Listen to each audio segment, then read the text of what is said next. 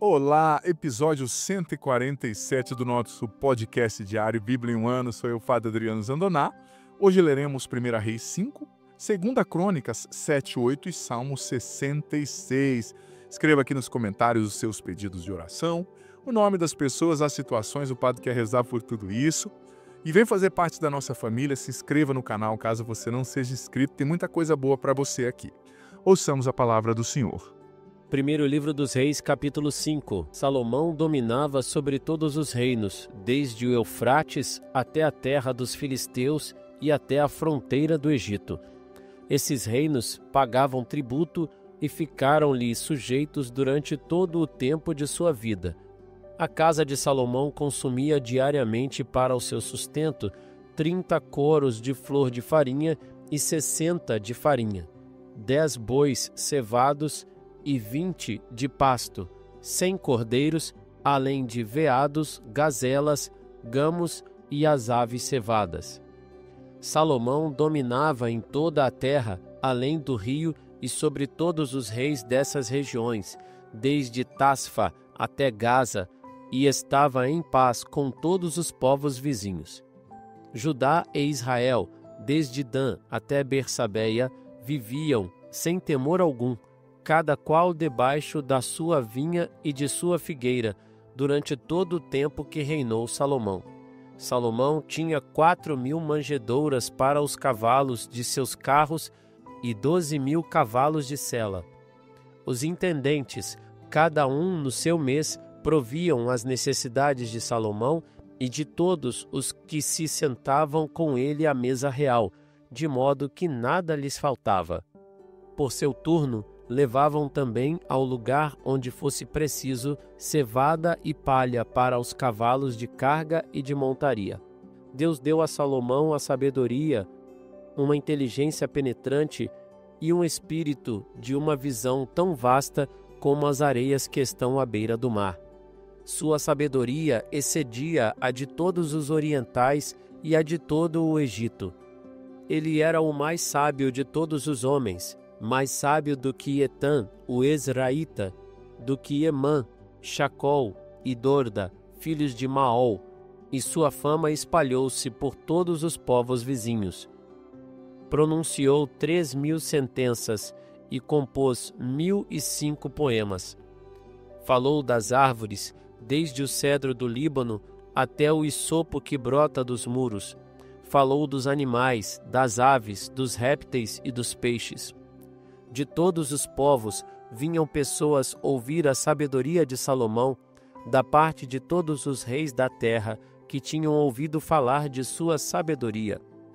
Quando Hiram, rei de Tiro, soube que Salomão fora ungido rei em lugar de seu pai, enviou-lhe os seus servos, pois Hiram fora sempre amigo de Davi. Salomão, de seu lado, mandou a Hiram a seguinte mensagem: Eis que Davi, meu pai, não pôde edificar um templo em nome do Senhor, seu Deus, por causa das guerras que teve de sustentar, até o dia em que o Senhor pôs os inimigos sob a planta de seus pés. Agora, porém, o Senhor deu-me paz de todos os lados.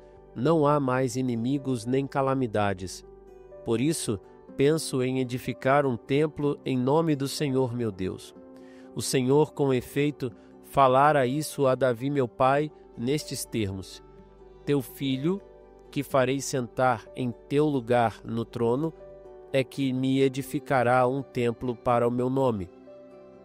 Dá ordem, pois, aos teus servos, que me cortem cedros do Líbano. Meus operários trabalharão com os teus, e pagarei a estes o salário que pedires, pois sabes que não há ninguém entre vós que saiba cortar árvores como os sidônios. Hiram, ouvindo a mensagem de Salomão, encheu-se de grande alegria e disse: Bendito seja o Senhor que deu a Davi um filho cheio de sabedoria para governar esse grande povo. Em seguida, mandou responder a Salomão: Recebi tua mensagem, farei tudo o que desejas acerca das madeiras de cedro e de cipreste. Meus servos as descerão do Líbano até o mar, e dali as farei conduzir em jangadas até o lugar que me designares. Ali as desatarão e tu as mandarás receber. De teu lado corresponderás aos meus desejos, fornecendo víveres à minha casa. Hirã deu, pois, a Salomão tanta madeira de cedro e de cipestre quantas ele quis. E Salomão deu-lhe 20.000 coros de trigo para o sustento de sua casa, bem como 20 coros de óleo bruto. Isto fornecia Salomão a Hirã cada ano. O Senhor tinha dado tanta sabedoria a Salomão, conforme prometera. Houve paz entre Hirã e Salomão, e fizeram aliança entre si. O rei Salomão escolheu 30.000 operários em todo Israel. Ele os mandava por seu turno ao Líbano, 10.000 cada mês. Passavam ali 1 mês no Líbano e 2 meses em sua casa. Adonirã dirigia os trabalhos. Salomão tinha ainda 70.000 carregadores e 80.000 cortadores de pedra na montanha, sem contar 3.300 contramestres que presidiam os vários trabalhos, os quais davam ordens ao povo e aos operários. O rei ordenou que extraíssem grandes e belas pedras que deviam ser talhadas para os alicerces do templo. Os operários de Salomão e os de Hirã talharam as pedras, enquanto os gibeeus preparavam as madeiras e as pedras para a construção da casa. Segundo o livro das Crônicas, capítulo 7. Quando Salomão terminou essa prece, desceu fogo do céu e consumiu o holocausto com os sacrifícios, e a glória do Senhor encheu o templo. Os sacerdotes não podiam entrar no templo do Senhor, tanta era a glória que enchia o edifício. À vista do fogo que descia e da glória do Senhor que enchia o templo, toda a multidão de israelitas se prosternou com o rosto em terra sobre o pavimento, e, prosternados, puseram-se a cantar: Louvai o Senhor, porque Ele é bom, porque sua misericórdia é eterna. O rei e todo o povo ofereceram então um sacrifício em presença do Senhor. Salomão imolou 22.000 touros e 120.000 ovelhas. Foi desse modo que o rei e o povo fizeram a dedicação do templo de Deus. Os sacerdotes mantinham-se em seus postos, igualmente os levitas com os instrumentos de música do Senhor que Davi tinha mandado fazer para celebrar os louvores do Senhor. Quando confiou-lhes essa função de cantar os louvores do Senhor, porque sua misericórdia é eterna, os sacerdotes diante deles tocavam trombetas, enquanto toda a multidão dos israelitas mantinha-se de pé. Salomão consagrou a parte central do átrio, que está em frente da fachada do templo do Senhor. Ofereceu ali holocaustos e a gordura dos sacrifícios pacíficos, porque o altar de bronze que tinha feito não era suficiente para os holocaustos, oferendas e a gordura das vítimas. A celebração dessa festa, presidida então por Salomão, para todo o povo de Israel, durou 7 dias. A multidão congregada desde a entrada de Emat até a torrente do Egito era enorme. No 8º dia, realizou-se a assembleia solene, pois tinham celebrado a dedicação do altar, assim como a festa, durante 7 dias. No 23º dia do 7º mês, Salomão mandou o povo de volta para suas tendas. Estavam todos alegres e contentes por causa dos benefícios que o Senhor tinha feito a Davi, a Salomão e ao seu povo de Israel. Acabara, pois, o rei, o templo e o palácio real. Tinha levado a bom termo tudo o que tencionava fazer no templo do Senhor e em sua própria residência. Durante a noite, o Senhor lhe apareceu. Ouvi, disse ele, tua oração, e escolhi este lugar, para que seja o templo no qual me oferecerão sacrifícios. Quando eu cerrar o véu, e não houver mais chuva, quando ordenar aos gafanhotos que devorem a terra, ou quando enviar a peste contra meu povo, se meu povo, sobre o qual for invocado o meu nome, se humilhar, se procurar minha face para orar, se renunciar ao seu mau procedimento, escutarei do alto do céu e sanarei sua terra. Doravante, meus olhos estarão abertos e meus ouvidos atentos às preces feitas neste lugar, pois, para o futuro, escolho e consagro este templo, para que meu nome nele resida para sempre. Meus olhos e meu coração estarão nele para sempre.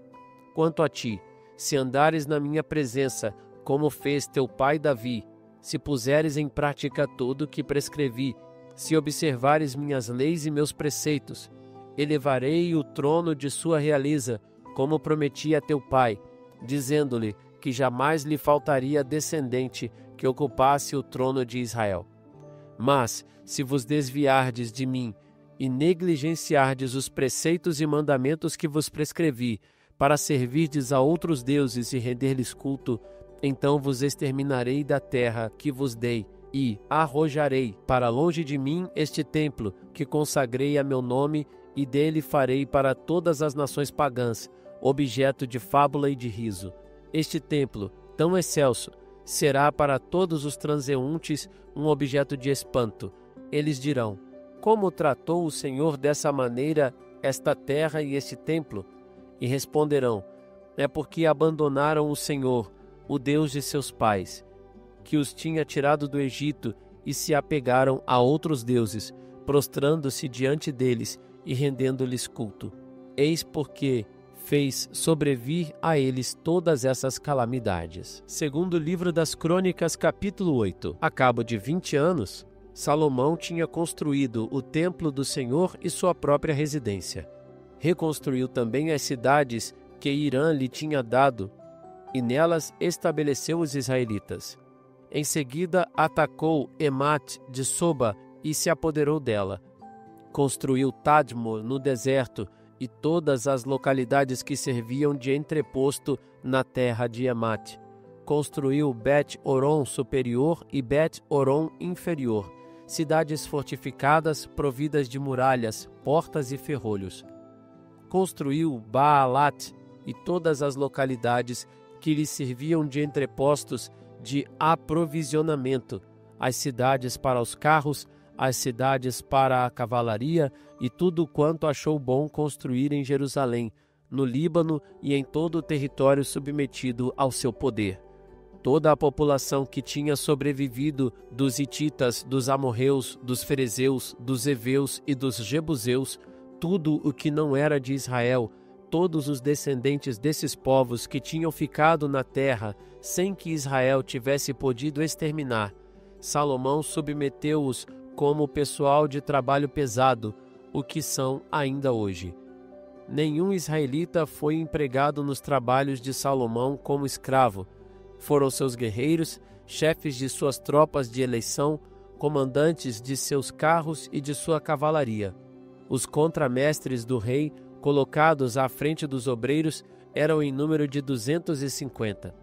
Salomão mandou buscar a filha do faraó da cidade de Davi para a residência que tinha construído para ela. Minha mulher, disse ele, não deve habitar na casa de Davi, rei de Israel. Essa habitação na qual entrou a arca do Senhor é um santuário. Então Salomão ofereceu ao Senhor holocaustos no seu altar, que tinha construído diante do pórtico. Cada dia oferecia os sacrifícios prescritos por Moisés, igualmente aos sábados, nas neomênias e nas 3 festas do ano, festa dos ázimos, festa das semanas e festa dos tabernáculos.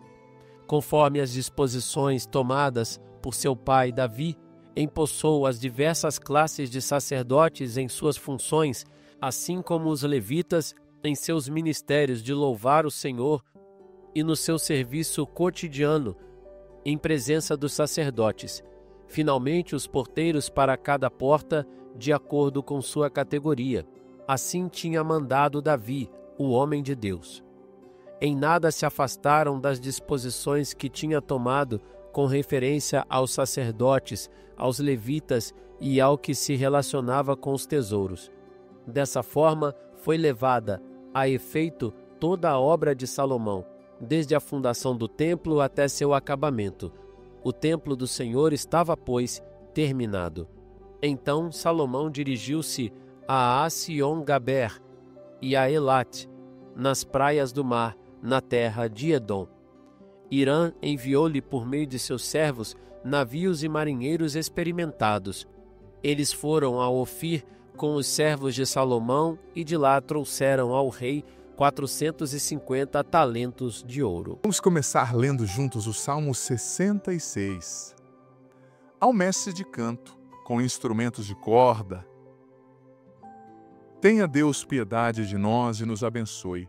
Faça resplandecer sobre nós a luz de sua face, para que se conheçam na terra os seus caminhos, e em todas as nações a sua salvação. Que os povos vos louvem, ó Deus, que todos os povos vos glorifiquem. Alegrem-se e exultem as nações, porquanto com equidade regeis os povos e dirigis as nações sobre a terra. Que os povos vos louvem, ó Deus, que todos os povos vos glorifiquem. A terra deu o seu fruto, abençoe-nos o Senhor nosso Deus. Sim, que Deus nos abençoe e que o reverenciem até os confins da terra. Glória ao Pai, ao Filho e ao Espírito Santo, como era no princípio, agora e sempre. Amém. Gente, nós vemos aqui o encontro de 1 Reis e 2 Crônicas, né?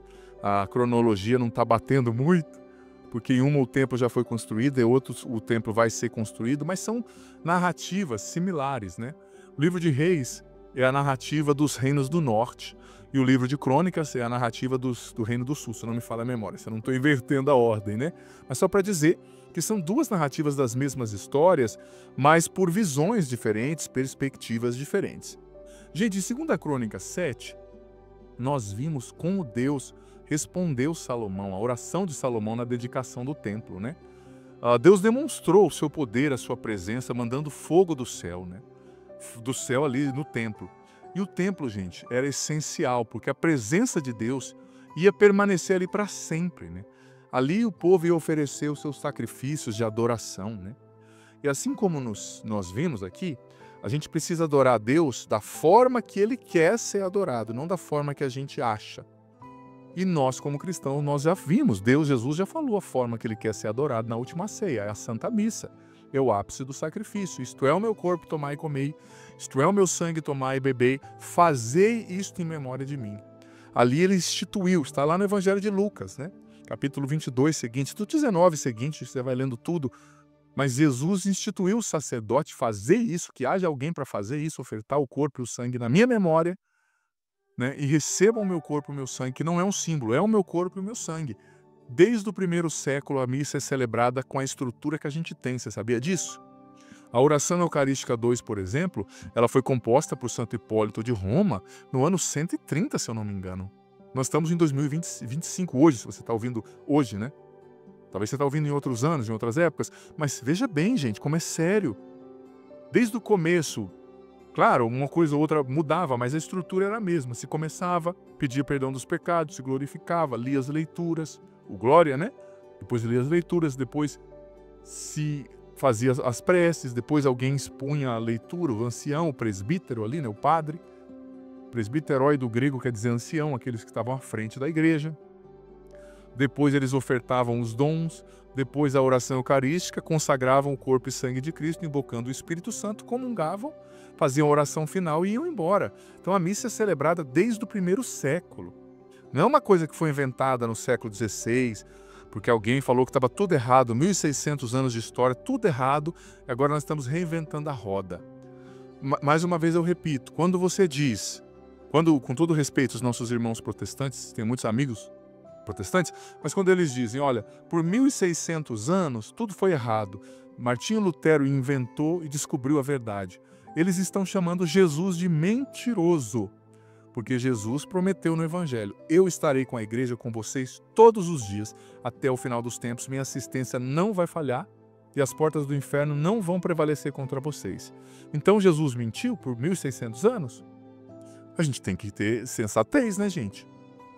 Voltando agora para Salomão, Deus disse a Salomão ali que ele estaria com Salomão, como esteve com Davi, mas se Salomão seguisse Deus, né, fosse fiel.